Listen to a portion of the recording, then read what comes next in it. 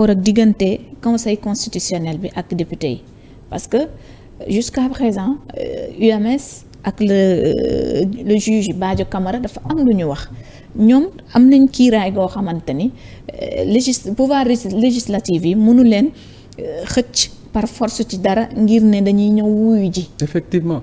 ndax loolu ba tey mais suñu dégloo de l'autre côté dañuy déglu parlement yi ñu ne ñoom yoon moom moo leen may droit boobu nga xamante ni mën nañ taxawal commission boobu. dama lay wax rek loo xam ne da koy teggi. dañuy dem ñu lire article 1er. bu loi organique bi régir le conseil constitutionnel article 1er. muy wax ci compétence su conseil constitutionnel. gis nga conflit contentieux biy juddu entre législatif waxuma judiciaire bi nga xam ne fa la conseil constitutionnel boobu. contentieux biy juddu. diggante exécutif ak législatif. c'est le conseil constitutionnel. qui le gère. d'accord. l'effet contraire amul gis nga yoon lum la terewul. may na la. d'accord. suñ la bëggee tere dañ koy xaatim ne la lii dañ ko tere. tey jii ki nga xam ni bu ñu demee boo liiree article 92 bu constitution bi. lan moo tax ñu ne conseil constitutionnel. bu xasee ba jël décision te bi yoon fii c'est plus clair xam nga yaa ngi fàttaliku 2016 ñi ngi doon wax avis la décision. mais bi yoon léegi dañ ko leeral ñu ne le conseil constitutionnel en toute matière. donne des décisions. Oui. mais ñu dem ba ci biir ñu ne les décisions du conseil constitutionnel s'imposent à toutes les autorités juridictionnelles et administratives. Qui est le chef de l'administration? C'est pas le président de la République. Bien sûr. La décision du conseil constitutionnel n'est pas au-dessus du président. Et au-dessus même des autres institutions. Idem pour le pouvoir législatif.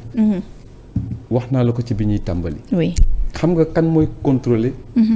jaay doole bu autorité administrative di def ci acte bi muy jël c'est la chambre administrative de la Cour suprême xam nga kan mooy jël am sañ-sañ freiner député yi bu ñu demee ba jaay doole ci loi yi ñuy jël c'est le conseil constitutionnel.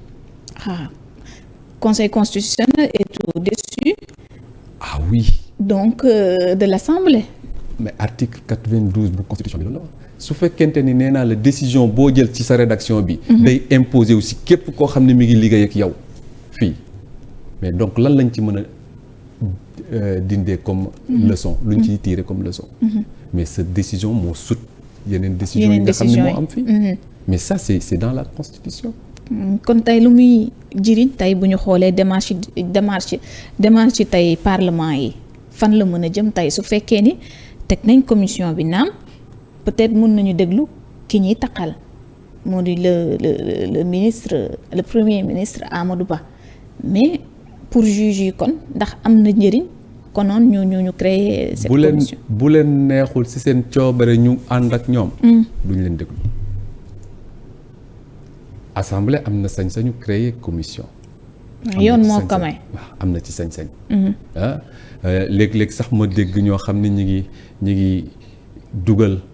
acte bi nga xam ni moom la président def di wax naan ay acte de gouvernement et tout.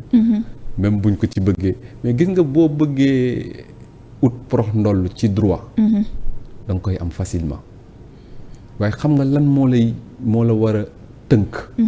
sa loyauté ndax on peut faire dire à un mot MOT tout ce que l'on veut. mais am na loo xam ni yaa koy jombale sa bopp. pas pour yow mais pour ñi nga xam ne ñi ngi lay yaakaar di la ndamoo fu ñu toll. yow mën nga toog foo toll di justifier. mais ñoom du fu ñu toog justifier. c'est juste pour te dire que Aïda. juridiquement. le conseil constitutionnel. xoolal sax d'ailleurs lan la ñuy wax compétence au pouvoir législatif. vote des lois. évaluation des politiques publiques ak contrôle de l'action du gouvernement. mais déggoo ci benn yoon ñu wax la le pouvoir judiciaire. mais même bu dul loolu nañu demaat ci configuration pouvoir judiciaire. xam nga ñun suñu système judiciaire nu mu tëggoo. dañu am ay juridiction d'instance. ñu am ay juridiction d'appel. oui. am juridiction spéciale. am juridiction suprême. lan lay juridiction suprême. bu bi gën a mag bi gën a kawe. bi sut. oui. te fa la conseil constitutionnel nekk. au même titre que la cour suprême. te c'est un pouvoir. donc li ñuy wax ni yëpp mën nañ def pëndal mais liñ ci jublu woon am nañ ko parce que le but c'était de faire voter cette loi. maintenant lan moo ci des. waaw du ñu wax que ni bu ndox tuuroo an bàq mooy des. il y a des procédures. yoo xam ni mi ngi fi. comme yan la ñu mën a doxalee ci procédure. La Constitution permet au 10e des députés de saisir le Conseil constitutionnel. Okay. Avant promulgation. mën na nekk parce que gis nga initiative loi. mën na jóge ci député mën na jóge ci exécutif mais adoption. Parlement kese moo ko moom. Promulgation président de la République kese moo ko moom. donc daf ci am ay attributs partagés. mu am ci ay attributs exclusifs. D'accord. mais ci biir loolu daf ci am koo xam ne moom lañu jël samp ko. ne ko kat président mën naa jékki-jékki dugal loi boo xam ni kenn xamul fu mu ko jëlee. te pour intérêt particulier la. entre guillemets. assemblée mën naa mel noo xam ni luñ fa bëgg a voté ko.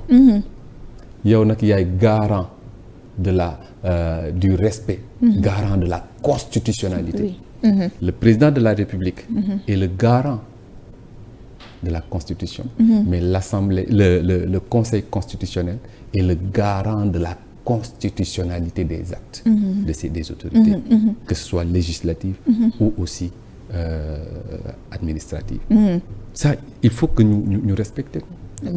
balaa may gën a poussé waat damay dem ci assemblée mais ci anam bi vote bi demee la parce que hier def nañu waxtu yu yàgg ci question préalable yi ñu mujjee benn ci député yu PDS ne nañu jublu ci vote bi sans ñu dugg ci débat yi noonu jur na coow ba GIGN comme ni ñu ko nemmee woon ci ubbite gi ñu def interruption ci hémicycle bi évacuer d'ailleurs li nga xamante ni moom moo di les députés de l'opposition image boobu ak déroulement plénière bi également loo ciy jàngat. loolu yëpp xam nga lan moo ko indi. lii suñu professeur bi mag bi doon wax. l'art de mal légiférer. l'art de mal légiférer. am na question yoo xam ni waroon nañ def de telle sorte que assemblée buñ koy débattre dañ ko war a discuter pas ñu koy voter sans débat. ok mais imaginez nga révision constitutionnelle waaw. constitutionnelle.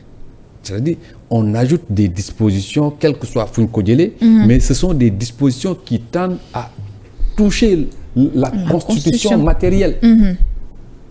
Hein? mais nga voté ko sans débat. mais loolu du ci député yi mais c'est dans notre système les textes qui gouvernent et foofu sax dafa am lu ñu fay jàngal loo xam ni mooy doole conseil constitutionnel. Est-ce que xam nga c'est le conseil constitutionnel qui est habilité à éclaircir des questions autour du règlement intérieur de l'Assemblée nationale. ok s'il y a des confusions, s'il y a des conflits ou des questions qui sont soulevées au sein de l'hémicycle, qui se rattachent, des questions qui sont relatives au règlement intérieur, c'est de la compétence du Conseil constitutionnel. Donc, entre guillemets, on peut dire que le Conseil constitutionnel a beaucoup plus de pouvoir sur le pouvoir législatif que le pouvoir législatif n'en a sur le pouvoir sur le Conseil constitutionnel. D'accord maanaam boo koy tënk tey problème bu taxaw ci biir Assemblée nationale il faut que ñu dem sukkandiku ji ca Conseil constitutionnel ngir ñu ñëw régler ko. bu question bu toucher règlement intérieur u Assemblée nationale. Conseil constitutionnel moo koy régler. te loolu Assemblée mënu ko ci Conseil constitutionnel. dangay waree doole ji tey ba tey. donc kon xam nga lan moo fi nekk. defee ni ñu arrangé ak ni mu ñu neexee. parce que mën nañu yónni suñuy gendarme ñu ñëw téye nit ñi génne leen pour ñu def. mais gis nga dëkk bu tollee foofu. il faut que les gens prennent leurs responsabilités. am na ñoo xam ni war nañu wax xam nga wax naa ko ci début bi am na beneen mode boo xam ni c'est pas seulement des juridiquement la ñuy régler les choses. Diderot dafa jàngale lu am solo. mu ne si société. dafa am ñetti code yoo xam ni ñooy régir. nos actions. mu ne bi ci jëkk. c'est le code naturel. beneen bi c'est le code religieux. beneen bi c'est le code civil. mais lim ci teg moo am solo. mu ne su fekkee dañoo bëgg a jël ci code yooyu benn kase pour bëgg ko dundee. la vertu sera impossible. su fekkente ni li texte yi wax nii ñoom moom lañ bëgg a jël coûte que coûte pour appliquer voter lu toll nii. sans débat. c'est parce que il use de ce pouvoir. civil. sànq maa ngi lay wax am na ñoo xam ne mën nañu wax ak président de la république. comme ñan par exemple. kilifa yi. gis nga ndax dinañ leen prêter oreille attentive boobu noonu ngay wax parce que souvent dañ leen di wax nañu dugg seen mais boo waxul nit ñi dañ leen ne kii waxul waaw mais boo waxee te déggu la ba mu dem ba yegg si fii nga génn ci penc bi nga ne njaboot gi kat maa leen njaboote seen mag wax naa ak moom waaye déggalu ma mais fi mu ne nii on jette en pâture suñu kilifa yi à tort ou à raison. oui 2021 am na taxawaay bu ñu amoon ba ñu ci bëri jàpp ni ñoom bu dul woon ak ñoom tey révolution askan bi mu defoon dina régler dama gis benn publication boo xam ni waa ji mi ngi wax mu ne. bu ñu jekkoo ñu wax. buñ ñu jekkoo ñu noppi waay ma ne au fond de moi. et pourtant il peut avoir raison comme il peut avoir tort. mais lu ci mënti am. situation bi ñu ko dugal ba mu mën a am raison wala tort kilifa yi ñoo ko ci dugal parce que bu ñu waxoon dinañ xam ni wax nañ. doole ji daal ñoo ko tingoo. mais ñoo ko yor lan moo tax Sénégal. et les gens ne se posent pas ces questions. lan moo tax Sénégal bu ñu falee président ci urne ba lañ koy falee si biir semaine bi. mu daw sukk Touba. daw sukk Tivaouane. daw sukk Kaolack daw sukk. xam nga lan lay jàngale. que la légitimité du suffrage universel ne suffit pas. am na beneen légitimité boo xam ne danga koy wuti. xam nga fu mu nekk. ci kilifa yooyu. suñu Sénégal moo tuddee noonu. donc ñooñu dafa am beneen taxawaay boo xam ne dañ ko war a am aussi. mais monsieur Ndiaye est-ce que tey bu ñu sukkandikoo ca ba muy door a fal président la ma waxoon ne kilifa dina ay simple citoyen lañ. est-ce que kooku kàddoom bu njëkk boobu mu wax du perception boobu la am ci ñoom ba tax na tey dem gi muy dem ci ñoom sax mën nañoo jàpp ni rek lu ñuy def la nii rek pour la forme mais au fond du réellement lu ñu leen di jox comme gëdd. mais xam nga loolu benn pàcc la ci. parce que tamit man damay wax ku bindoo ni tama. ñu tëggee ci ñaari côté.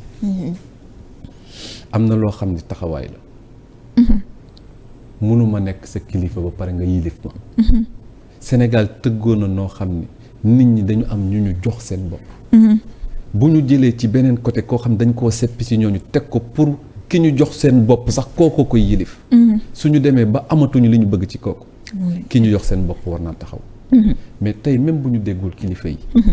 nit ñi xam nga lu ëpp li leen di révolter lan la. am na ñu jege kilifa yi ñoo xam ni dañuy génn wax jël position clairement. mais dañuy jël position clairement. mais c'est que position yooyu également du ñëpp di am léeg-léeg courage yu di koy jël gis nañu jàngu bi exactement ouvertement ki ko jiite wax na ni moom am na lu ko metti tey ci report bi surtout situation réew mi fu mu toll nga xamante ne à tout moment mën nañu yóbbu ñu nekk ci crise. ñoom position bi ñu nekk la ñuy waxee. mais su ma la waxee Aïda. waaw est-ce que xam nga j'ai confiance à ce conseil constitutionnel. ci temps yi. lu ko waral. parce que ci yeneen réew. président bëgg na def lu mel ni conseil constitutionnel ne ko ñett du am. su fekkonte ni conseil constitutionnel bëgg na jàppale le pouvoir exécutif. am mënoon nañu revenir sur leur décision jël beneen décision bu boobaa xam nga mooy gën a yomb xam nga lu ñuy wax. conseil constitutionnel moo jël décision. seen décision s'impose à nous. mais suñ leen contourner xam nga lu muy ñuy jàngal. que foofu wóorul ñu am fa lu ñu bëgg. dañ koy jaaree fi nga xam ne moom moo gën a wóor. mais malheureusement pour ñoom heureusement pour l'autre camp. am na beneen yoon bu ñu am mooy saisir directement le juge dans ces 6 jours là. mais 6 jours yi bu jeexee 8 jours le président de la République va promulguer. donc dootuñu ci mën dara. il faut que ñu attaquer ko et cette loi est anticonstitutionnelle. oui. tënkuwul ci dara.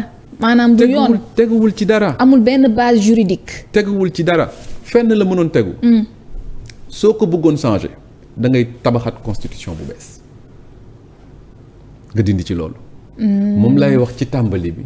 ne ki nga xam ni moo tabax constitution bi moom la ñuy wax le pouvoir constituant originaire. kii modifié ëpp ko doole le pouvoir constituant dérivé. l'assemblée démb c'est permis d'être le constituant dérivé supérieur au constituant originaire et c'est pas possible. même parfois da ngay nekk nga wax étudiants yi lii nga gis ci pratique bi léegi. suñu poser la question looy wax. en tout cas retenez ce qu'on vous dit. parce que maanaam li ngeen di wax ak li ci texte yi après la ñuy jëfee de l'autre côté par les politiques. c'est diamétralement opposé. bu liiraatal sànnil sa bët ci article 103. oui président de la République moo ci dugal durée mandat kenn forcé wu ko. waaw. moo ko dugal def ko clause d'éternité. mais lan lay signifier. clause d'éternité buñ koy wax si lu gàtt. mooy loo xam ni jàpp nañ ni lu gën ci jamono génération yii di ñëw. ñu tëj ko dañ koy def ci texte bi. dugal ko ci clause yooyu ba nga xam ni day intangible. maanaam loxo du ca àgg. mais ñi ko def bind ko ci constitution bi. ñooñu rek ko mën a dindi. et puis ñu ngi dégg ci biir 103 boobu la forme républicaine de l'État. effectivement le mode d'élection.